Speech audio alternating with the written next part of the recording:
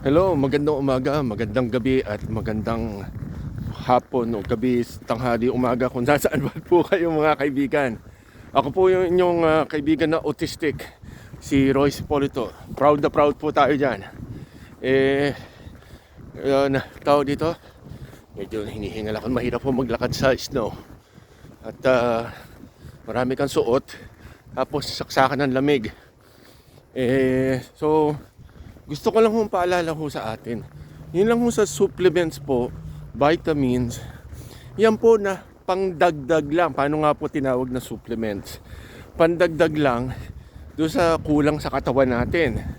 Pwede rin ho kayong magkasakit dyan pag ho sobra ang binibigay ninyo sa sarili ninyo or sa anak ninyo.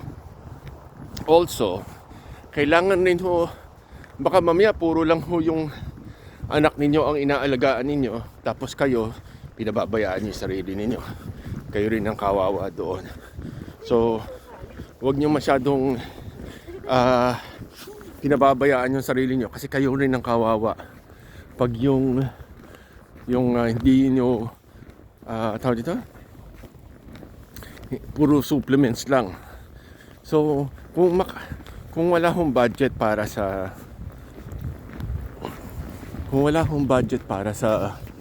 mga supplements po na ganyan, alam niyo yung pagkain po ng tama, hindi po palagi po yan na kailangan po yung mahal. Yan ang palagi natin iniisip. Kailangan mahal. Oo na eh. Teka lang, sandali. Medyo madalas dito.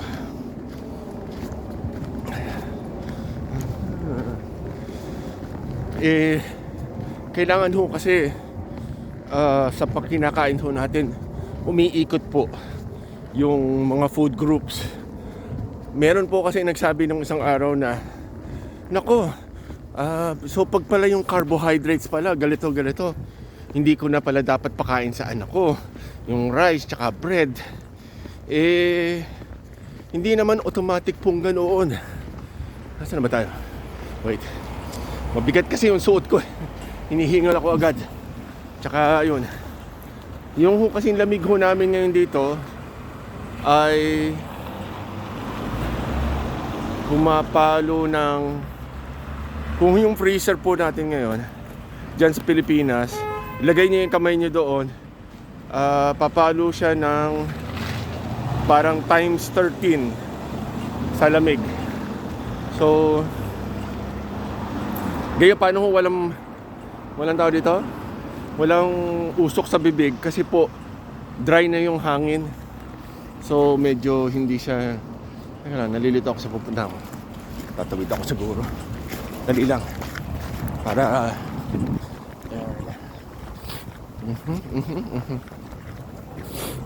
yun. So yun ho sa rice tsaka ho sa bread, para ho lang hindi lahat ho kasi ng sobrang masama. Yun lang naman ho masasabi natin dyan. Ayan, lahat ho ng bread lahat ho kasi ng sobra masama, sobrang gulay. Pero siguro yung masasabi natin yung junk food, kahit konti siguro, lalo na kung kapos na nga sa budget, hindi ho siguro talaga dapat pag-aksayahan ho yan ng panahon. Ang tinatawag ho natin na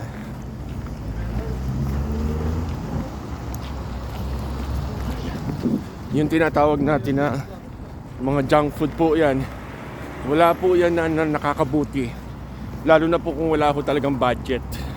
Yun po yan. So rice, gulay, karne, iba-ibang luto, tapos gulay, kung ano ho yung pinakamura. Kasi aminin po natin mga parents, marami sa nasa Pilipinas hindi rin mahilig, lumaki ng hindi pinakakain ng gulay. Paano hindi rin kayo maano sa gulay? Ngayon paano ko ho sinasabi po yan? Kasi makikita natin sa mga dyan, magtanong-tanong po kayo, marami may maintenance. Hypertension, yung mga diabetes. Yan po puro mga signs po yan ng, although namamanat, hereditary po yan, lalo pong lumalaki ang chance natin magkaroon nan kung ang way of life po natin ay hindi po maganda. Like, yun nga, diabetes ka na nga, hindi ka pa nagpapatingin kasi in denial din.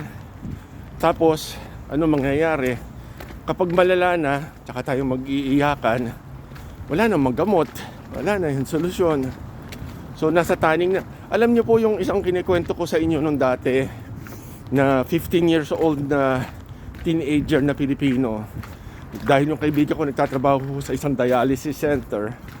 Alam ninyo, siya, dahil marami siyang komplikasyon, pero 15 years old po, madulas.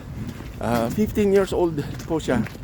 Halos ho, matagal na hindi ho umiinom ng tubig, kundi puro ho mga, ano tawag dito? Yung mga tea, mga milk tea. Teka lang, wait. Ayun. Mahirap po kasi maglakad dito nang hindi nakakatakot po yung mga matitilim na. Yung pong milk tea po kasi, mapapansin nyo naman kung paano siya ginagawa. Powder, yung flavoring. So sigurado yun, maraming chemicals, preservatives, tsaka syempre sugar. Tapos akala natin porque may milk, tsaka siguro ice, tsaka tubig, kung naman pa nilalagay doon, mukha siyang healthy. Pero sa totoo lang hindi. Wait. Ayan. So, ano ko lang ho sa inyo,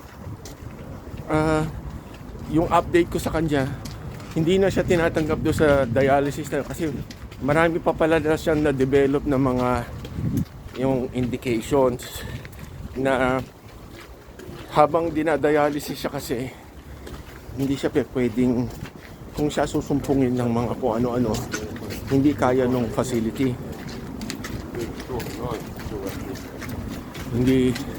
Hindi kaya nung facility na kung kunwari atakihin siya sa puso or kung ano man, hindi siya kayang i-resuscitate. So ini-refuse na siya doon sa facility na yon kasi kailangan niya sa mas malaking ospital na. So mas mahal o mas mura, hindi siguro, depende. Kaya lang, ayun nga, sabi ko nga sa inyo, problema ngayon yan, 15 years old na bata, paano ka makakatagal ng buhay mo? Hindi na ho yan makakaabot ng 50, dahil it's either ang papatay sa'yo dyan, yung condition mo, o magkaubusan ng pera. Yan po yan. Lalo na nga ho sa atin, problema ho sa atin kasi yung hindi tayo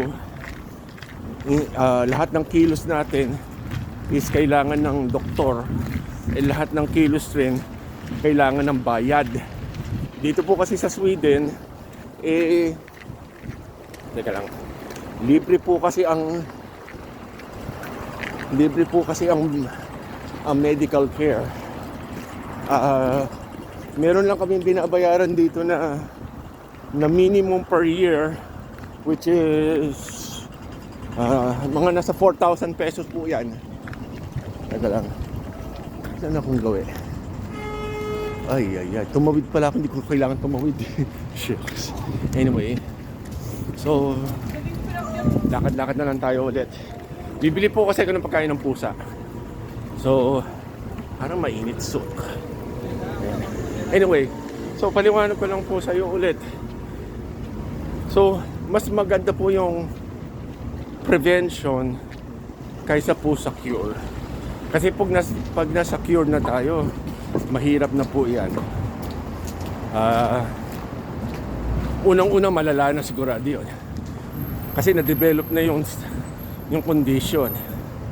Ang autism po kasi hindi naman po kasi yan nagagamot base sa science today. Hindi pa siya nagagamot or wala pa siya. Kasi genetic po yan. So para ho natin maintindihan kung bakit po hindi pa pwede siguro naiimbento yung sakit. Ayan, nakakuha. Kasi genetics po yan. So para ho mabago po yung kondisyon natin, lahat ho nung nakikita nyo na yan, papalitan po. Lahat. Pati yung sa ulo, pati yung sa utak, kailangan nung palitan yan. Paano nga po yung naririnig ninyong stem cell na pinag-uusapan nung dati, nung bago ako dito sa chat natin, hindi naman siguro malabo na maimbento yun, pero everyday po na hindi nyo na papatingnan ng anak ninyo kasi umaasa tayo na maimbento yung stem cell, parang hindi maganda eh. Alam mo yun, parang bang galito po yan eh. Naghihingalunay ka mag-anak mo. Naghihingalunay ka mag-anak mo. Pero ano ginagawa natin? Ay, hintayin natin mo ng yung bagong gagawin pa lang na fire truck. Isipin nyo yun. Di ba medyo parang hindi siya smart na decision. Hindi siya masyadong smart na decision para sa atin. Kasi today ang dapat ikilos natin today, hindi yung bukas. Yung bukas hindi pa yan sure. Pero yung today, sure na yan. So, isa po yan. So again, sa pagkain po, kanin, kasi yan ang uso sa Pilipinas, kanin, at ano ba, tsaka yung mga ulam-ulam po, na paikot-ikot, yan po yan.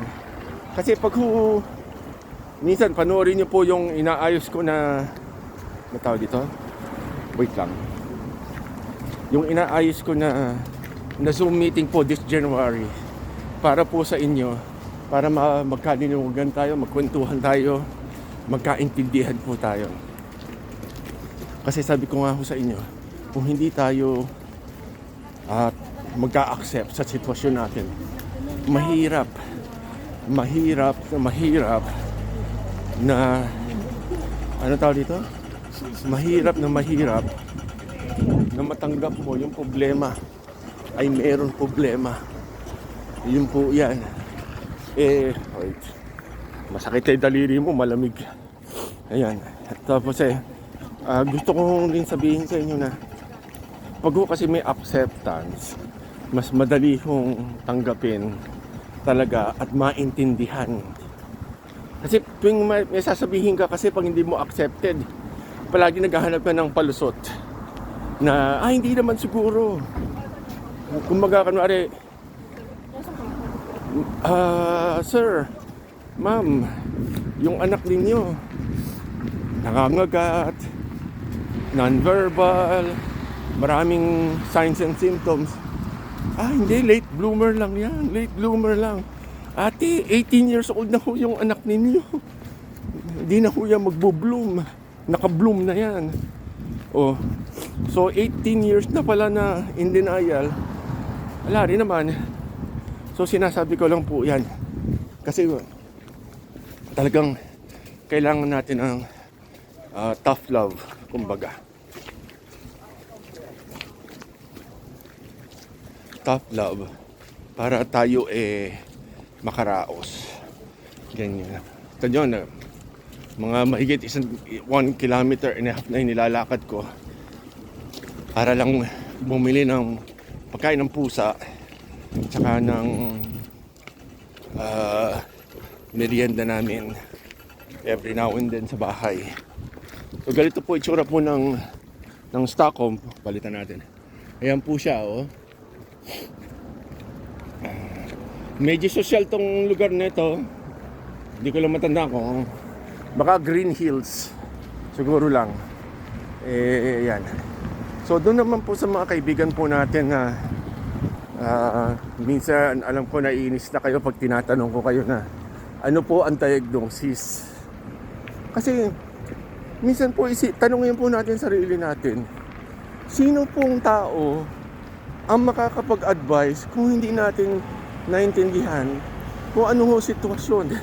Di ba? Para ba nagtatanong kayo ng direksyon na saan mapapunta doon? Tingnan nyo na, di ba? Kasi minsan po maraming magtatanong na, yung anak ko po 6 years old, non-verbal. Autistic kaya yung anak ko. Oh. Ang problema nga ho doon kasi, doon po sa ganun klaseng tanong, alam ko curious kayo. Alam ko na yung iba, siyempre hirap dahil doon sa financial. Naintindihan ko po yan. Hindi na ba natin ho sinasabi na malas nyo lang, wala kayong pampagamot, wala kayong pampatingin. Kaya lang ho, iniiwasan ko lang ho na lumala yung problema ninyo. Kasi yung magtanong-tanong po kayo sa ibang tao na hindi nyo po kakilala, para ho kayong parang nilalagay nyo po sa sarili ninyo. Malay ba natin kung sino dito ang totoong tao or troll, or alam nyo naman maraming tao na simula nung, alam nyo, napuna ko ito nung sa COVID. Marami ng tao na napupuna ko na naging doktor tsaka naging healthcare professional simula ko nung nagka-COVID. Sa totoo lang. Hindi ko yan maintindihan. Kasi po, palagi kong ini-stress po sa atin na alam nyo mga kaibigan, unang-unang tinuturo po sa para medical school o kaya sa medical school, first do no harm. Ayan. First do no harm. Ang ibig sabihin po niyan, darating po kasi ang point ko, kasi pag nagtatrabaho ka bilang nurse, medtech, kung ano-ano pa, mga therapist po, hindi po automatic na palaging meron tayong kamag-anak na magtatanong na, uy, nurse ka pala, meron akong sakit, meron akong sipon, meron akong pigsa, meron masakit sa tiyan ko. Meron po kasi tayong mga ugali po ang tao. Ito, nilalahat ko na gusto natin, minsan yung iba magpasikat, yung iba naman para mang gusto talaga na makatulong. Pero pinagbabawal po yan sa medical school, yang ganyan po. Kasi nga hindi tayo qualified na magsabi, kahit sabihin mo matalino ito, pamangkin ko, anak ko, or something. Ayan po, ambulansya namin Ayan.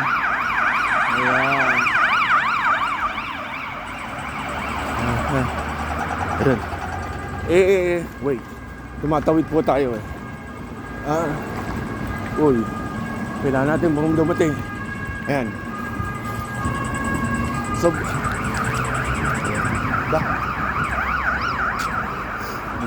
may nadulas siguro sa snow. Ayan. May nadulas siguro sa snow. Kasi pag mali ang baksak mo dito sa snow, pwede kang mabaklian ng buto. So dito, pag nadulas ka sa snow, palagi ka na lang magpapadulas. Huwag mo lalabanan yung baksak mo kasi lalo na pag may edad ka na, saka mas mabigat ka na, pinagpapawisan ako na parang bakit ako? Ayun. So, pupunta ako sa grocery dito. 2 kilometro na tayo naglalakad. 2 kilometro, 19 minutes tayo simula nung nagsasalita po ako. Gusto ko lang na, like I said, makatulong sa inyo.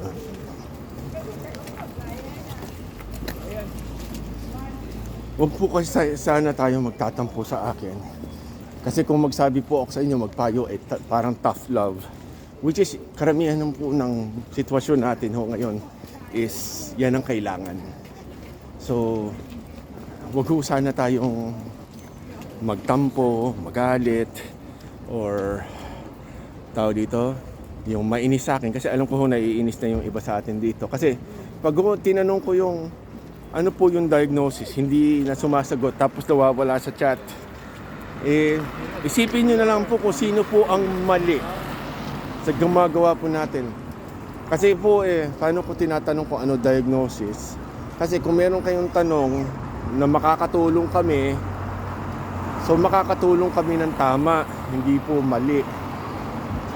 Kasi isipin nila, masakit po may masakit sa katawan ko. Aha, cancer yan. Paano naman ho ayun nangyari agad? Cancer agad. Pero anyway po, like I said, humihingi po ako ng dispensa sa inyo. Pero like I said, wala akong mali doon sa ginagawa ko sa inyo na pagtanong ko sa inyo na magalang naman na ano ho problema, ano ang diagnosis. Kasi kung hindi natin ho paalam yung diagnosis, baka ho hindi naman ho autism yan. Di ba? So, yung iba kasi talagang gigil na magpayo na, mami, gano'n. Sasabihin nila, tulong-tulong. Paano kung hindi autism? Tapos paano ho rin namin sinasabi yan? Kasi minsan meron ho yung kakambal na kondisyon na depende ho yan sa pamilya, sa lahi ninyo, kung ano man. So hindi ho basta-basta pwedeng, mami, bigyan niyo po yan ng asukal. Kasi yung pala diabetic pala. Yun po yun So nag-iingat lang po tayo. Yun po yung tunay na kaibigan, nagsasabi po ng totoo. Hindi po yung gusto lang natin madinig. So again po, mula po sa Stockholm, Sweden, ako po ang inyong kaibigan na autistic, si Roy Sipolito mula po sa Sweden, dito po sa Europa. Happy New Year rin po ulit sa inyo. Mag-grocery rin tayo mamaya lang. Pagkatapos ito, magkita-kita tayo mamaya.